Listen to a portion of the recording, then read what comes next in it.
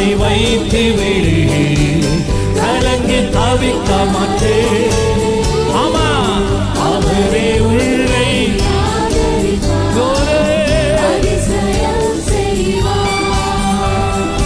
அல்லேலூயா ஆமென், அல்லேலூயா ஆமென், அல்லேலூயா ஆமென், அல்லேலூயா ஆமென்.